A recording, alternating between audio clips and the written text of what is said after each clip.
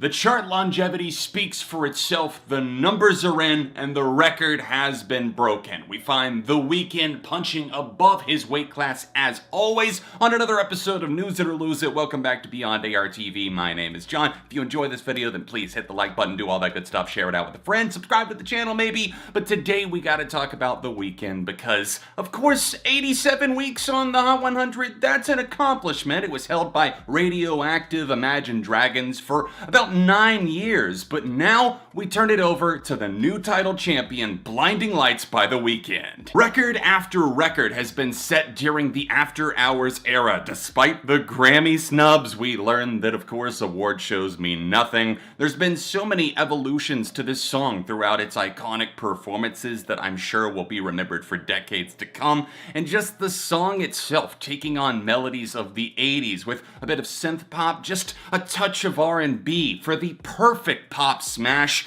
that is honestly one of my favorite Hot 100 toppers of all time. And to see it have that kind of longevity with it sitting at number 18 the week that it broke the all-time record for most weeks on the Hot 100.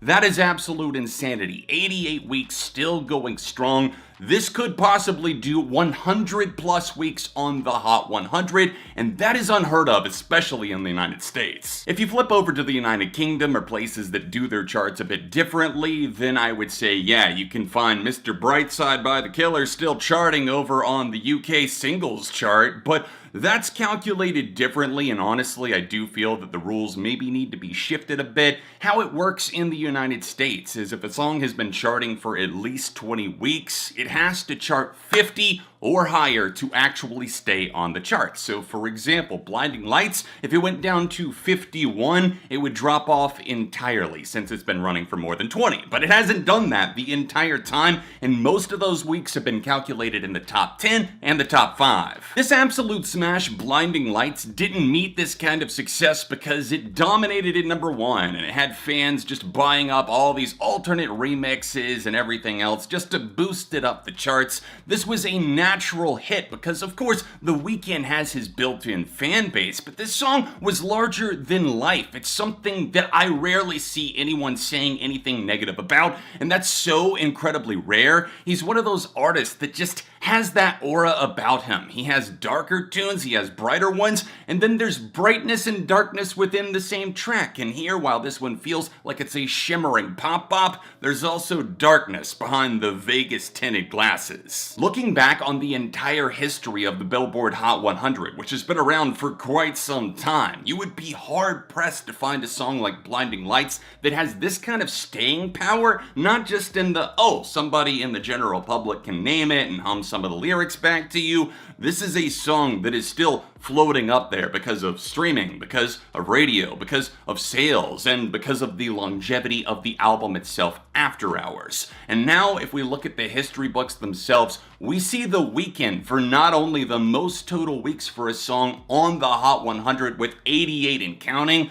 we also see The Weeknd with 43 for the top 5 and 57 weeks in the top 10. Even a song that charts for like 52 weeks an entire year on the Hot 100, most people would be totally sick of it, but this song took on new life through both the Super Bowl performances, the SNL stops, the late night performances. The Weeknd has been dominating, and even with his new track, Take My Breath, that does feel a little bit on the safe side. It's maybe something that I was hoping for a little bit more, especially after the incredible album and run that was After Hours. We'll have to see what else he has up his sleeve, because if Blinding Lights and its historical run says anything, it's that Abel Tesfaye can conquer the world if he wants to. Thank you guys so much for watching this installment of News It or Lose It. Please do me a favor, hit the like button if you enjoyed this update, and let me know, what do you think about Blinding Lights and it breaking the all-time record? Is it super impressive? Were you mad about Radioactive getting overtaken?